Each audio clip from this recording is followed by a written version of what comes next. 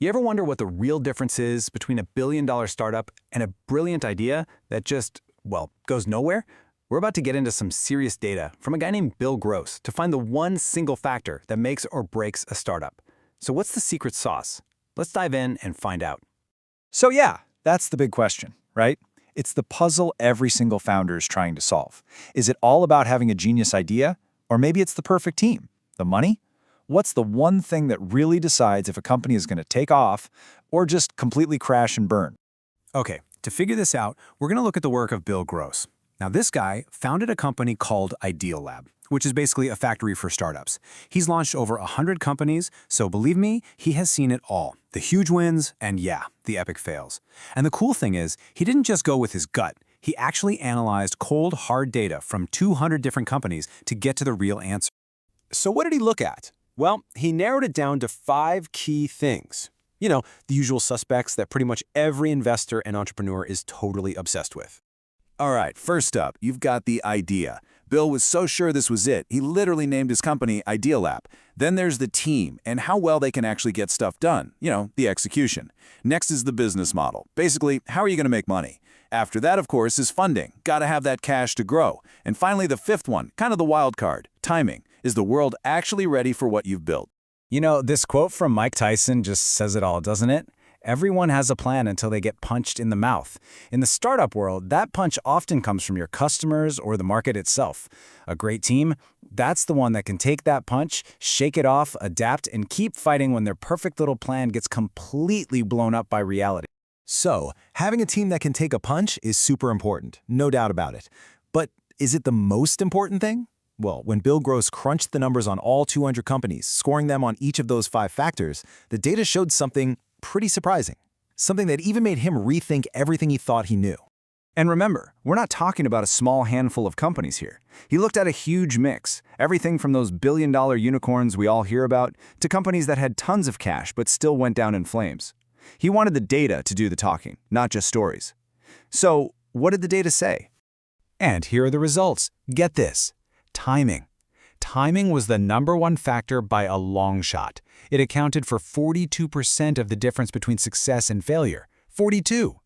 In second place, you have the team and execution with 32%. And the idea? The thing he named his entire company after? It came in a distant third. The business model and funding way down at the bottom of the list.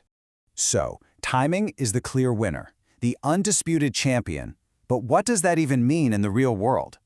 Let's look at a couple of huge examples to really see what we're talking about. Okay, think about Airbnb for a second. The whole idea of letting a complete stranger sleep in your spare room? It sounded nuts. But here's the thing, they launched right when the economy was tanking.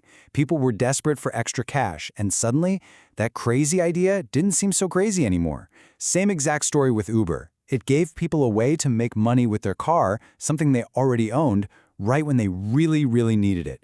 The timing for both was just perfect. So that's what happens when you get the timing right. But what happens when you get it wrong? This next one is a classic cautionary tale. Let's talk about a company called Z.com. This was one of Ideal Lab's own companies back in 1999. I mean, on paper, this thing was a slam dunk. They had a great idea for online entertainment, tons of funding, a solid business model, even big names from Hollywood involved. But it completely failed. And why?